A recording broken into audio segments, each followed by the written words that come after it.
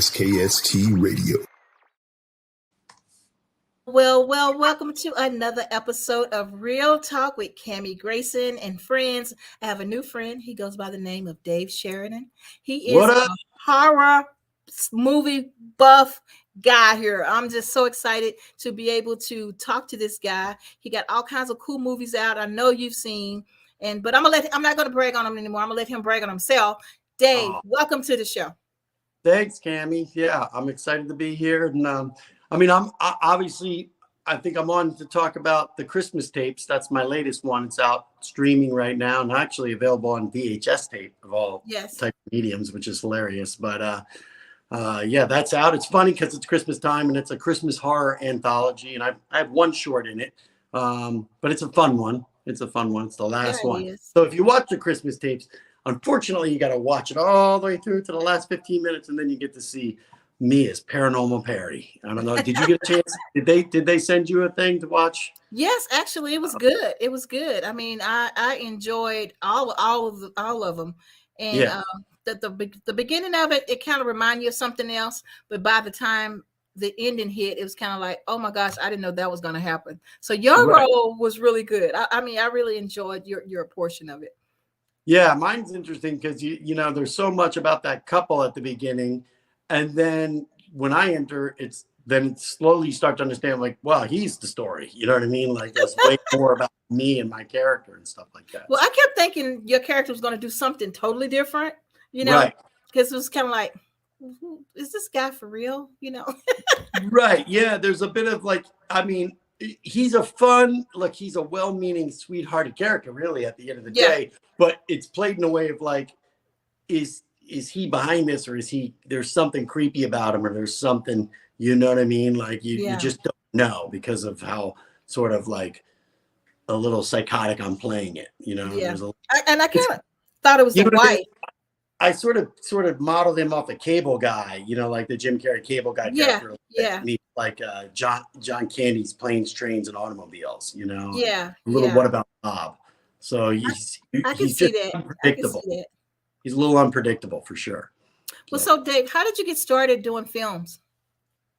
Well, I've always done in high school and like 8th grade, I had a video camera. I always made my own films, and then I went to film school, William Patterson University, and I was a film major. And in doing those classes and you know my thesis projects and all that stuff, my assignments, I would cast other actors, and they were friends of mine, and they wouldn't show up because there was no money. And I'd be left like, oh crap. And so I'd have to put myself in front of the camera, and which I was naturally already an actor and doing stuff, but I didn't mean to put myself in front of my own camera so much. But then I graduated and I had basically an acting reel, and people back then, this was in the early 90s, everything was on VHS tape. Actually, it plays right into this movie, and people would dub and dub and dub. There was no YouTube, there was no internet at all, really, except for AOL and like a chat room.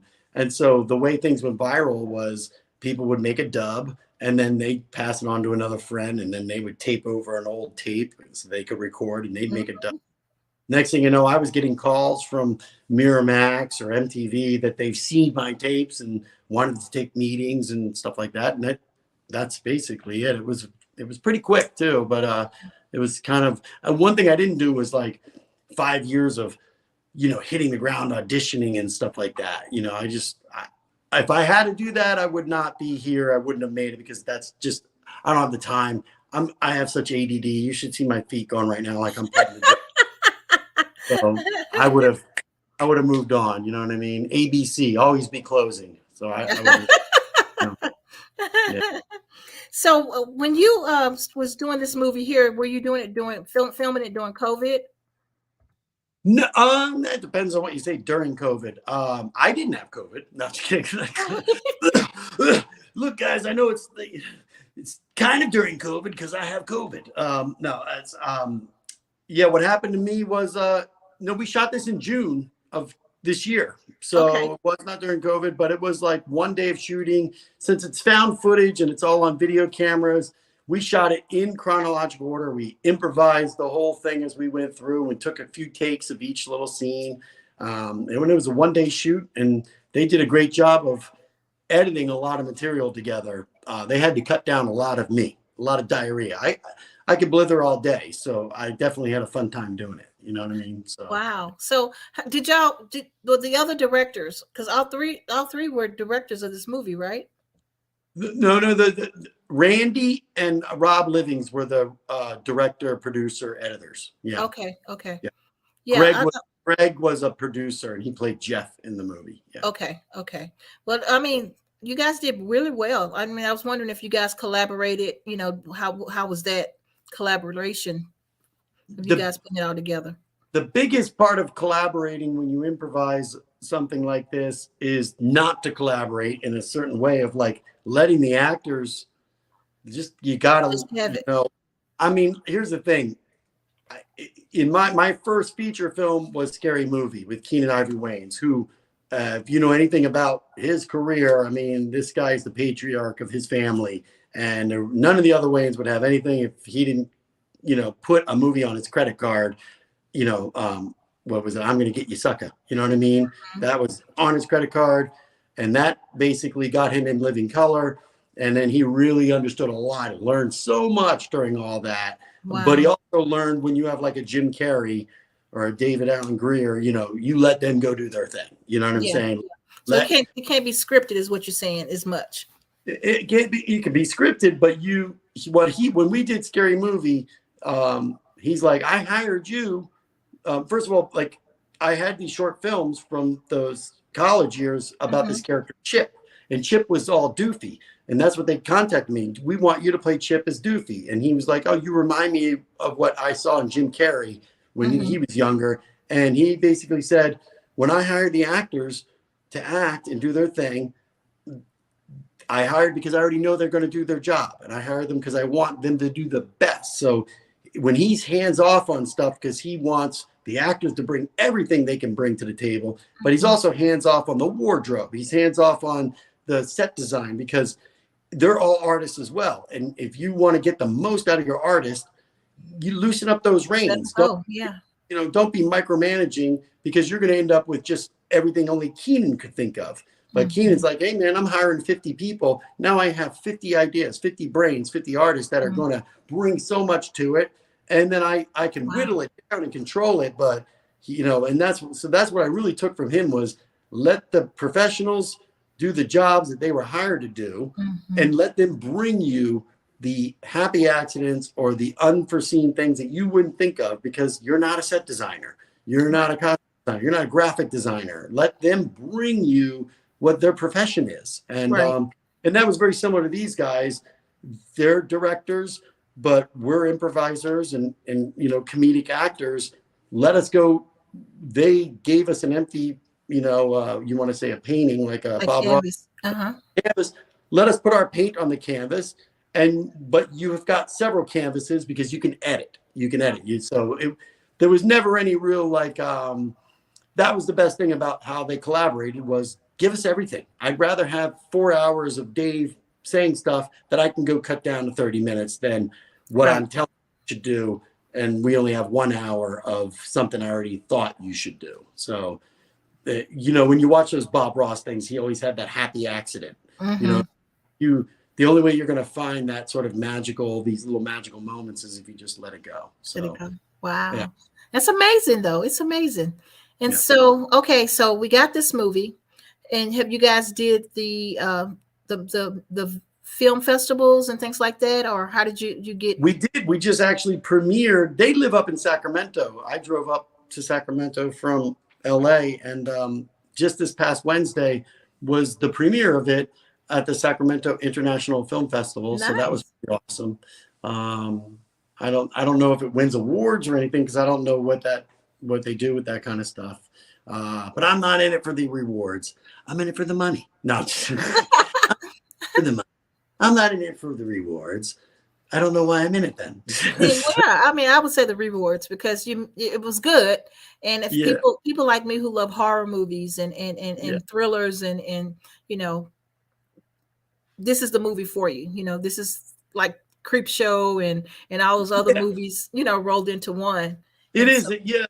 That's a good good analogy of Creepshow, because it is an analogy. It is a short. It's an like there's anthology, so there's all these different shorts, and you'll definitely find one that you like better than the other, but they're also different, that they really do work as a whole to sort of like, it's not this similar thing each time. You know what I mean? It keeps your attention for sure.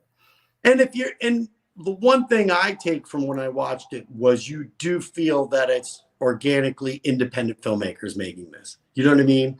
It does not feel like it's a polished product. You do understand that it's like there are, there was sort of like a passion of filmmaking that was like, we're going to make this. You know what I'm saying? Like, we're going to get together and make something, because it really was. I'm not going to say what the budget was, but anyone out there can probably, go take an Old Navy credit card and, buy a bunch of stuff, sell it on eBay, and then, and you got it.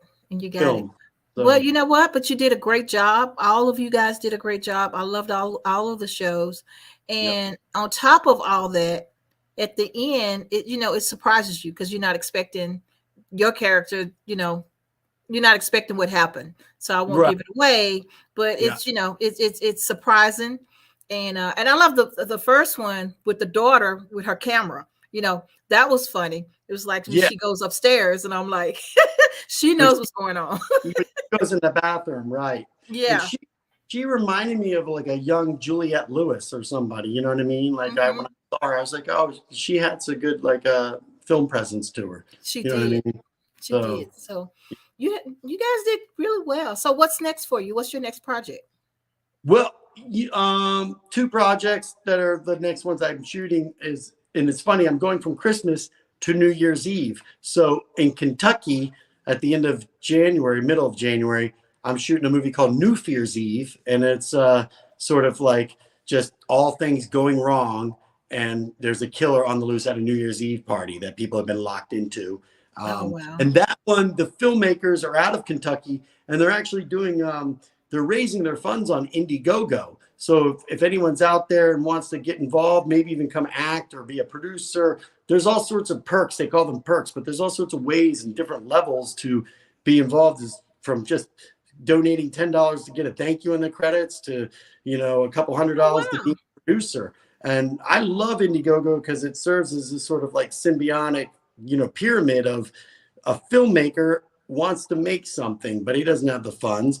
He does need actors, especially some professional actors. He needs to be able to pay them. And then so you go to the fans, and it's that kind of like circus maximus of like, okay, do you like this? Don't you like this? Support it, don't support it.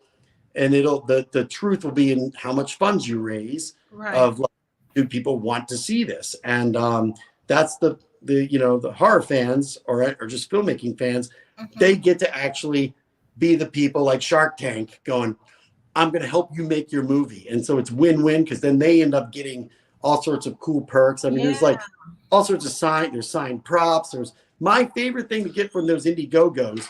I'm not in my own house. Hold on. Hey guys. Yeah, I'm almost done. I'm just, I don't know. It's the neighbor.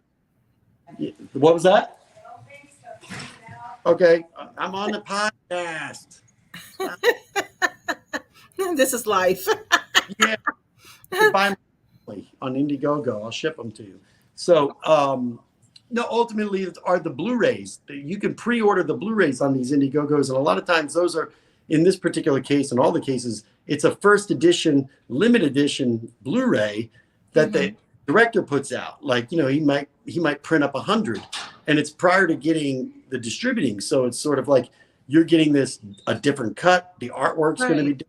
The cast usually autographs it, so you get my autograph and other actors. I love it. Yeah. And usually they're like $40, which is not too much more of an up cost, but you're getting a one of a kind Blu-ray. So if you're into collecting physical media like that, get on Indiegogo and find these. Not just our film, but there's all sorts of films out there that you can. All these sort of rare, one of a kind Blu-rays, you know what I mean? Yeah. Well, I don't know if you know Stu. He does a lot of the I Love Lucy movies and things. Right. He collects all those things. I met him And I thought it was amazing that he had all this collection of the I Love Lucy's and the old sitcoms and the funnies, and he plays all those things. It's really cool. And so I didn't know if you're purchasing them. Most of the time, you're purchasing them from Stu, and so I thought that was really cool. I didn't know that time you're purchasing them from him. Okay, I understand that now. So that he puts those out and stuff, huh? Yeah. I gotta start doing. Yeah, I mean, not bootleg, because he has the right. I mean, because he was Lucy's friend for all those years. Yeah. No, I understand. I'm not saying. Yeah. Don't want to get him in trouble. I like that I'm bootlegging myself, though. You bootleg yourself, but now so that may be possible. Right, and I'm the one like promoting and like saying we got to shut this down. Somebody's putting out my thing, but it's myself. Yeah, you know just as long as you don't get yourself caught.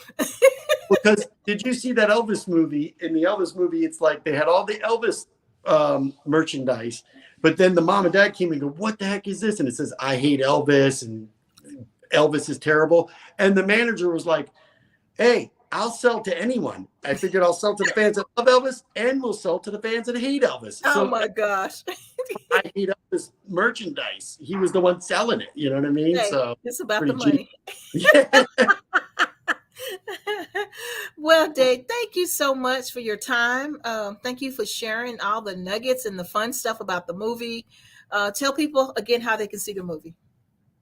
This movie is streaming on all the platforms: Amazon, I think Apple. I think it's on Tubi TV. I think it's on YouTube. There's there's a new YouTube, movie channel. Yeah, exactly. And then also, I think if you go to retro releases, you could buy this movie on VHS. This movie, the only way this movie's released right now is on a VHS tape, because it's got the whole VHS thing. So they did put it out on VHS, which I might go and get. And then the other one I spoke about, the New Fear's Eve. If you go to Indiegogo, New Fear's Eve, maybe you guys can put the link in there. That's my next one. It's in Kentucky, and there's even ways to be a part of the cast. Okay. And meet me in Kentucky. Well, I'm gonna look that part up, because I can kill somebody good. Yeah, you can. I bet. Hey, look, I'm gonna email myself on my computer here. That the mall you just mentioned. So what was it again? Yeah. This is Military Circle Mall. Military Circle. And then if you put in a Christmas extravaganza, you might see a couple of the interviews from the news that I was on. Got it. And that's in Norfolk, right? Yeah. Nice. Yeah, man. I'm a big fan of a movie called Chopping Mall. Chopping Mall? I haven't seen that one. It's like these people stay after work and have a little holiday party, right? Oh, wow. I got to look that one up. And it was in the 80s, but it was like a new security system was put in. So it was kind of a security system gone bad and starts killing them. You know what I mean? Wow. And it's not very well made. It's not a terrible movie. It's like a Roger Corman movie. But I always look at that going, with today's technology, and even on a low budget filmmaking, with the drones and the robot rovers and automated stuff, it's more believable that there would be some sort of like RoboCop security thing that they put in that, it just starts killing people, I mean? Yeah.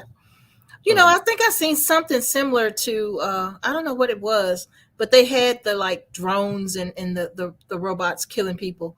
And they were, it was one of those futuristic movies.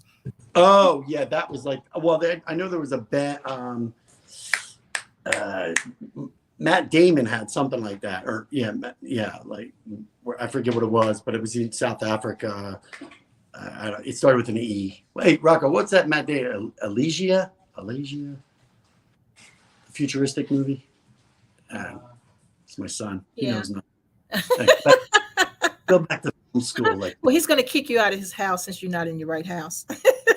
Oh, yeah. Okay. Normally I'm in my office, but since it's the Christmas thing, I wanted to get something like you had to have. Absolutely. Well, thank you again for being on the show. I want to see you again. I would love to be able to speak to you about the new movie that's coming out. And if you need some support, you got it here in Norfolk, Virginia. Awesome. And so I'm here if you need me. And if look at them all and see if you're interested in. I know the people right now, so let's make it happen if you want to. I will. I might connect with you about that. You know Sounds what I mean? good. So I'm still a manager until until February 15th. of the whole mall. The whole mall. Oh, yeah. And then what are you gonna do? What are you gonna do? Probably podcast forever. I guess. I don't know. Something fun. Oh boy. Yeah, I know, right? Yeah, I'll be in touch with you too about the other when I'm launching another Indiegogo for this other film. Thank you. I have a sort of like a new scary movie type of comedy thing that I'm going to launch in February. Okay. Yeah, absolutely. Well, Awesome. Have a good one. Merry Christmas to you and your family, and thank you so much for the interview. Merry Christmas to all you out there. Thank you. All right. Go see the movie. Rent it. Make it happen. All right. French. Until next week. Bye-bye. Bye.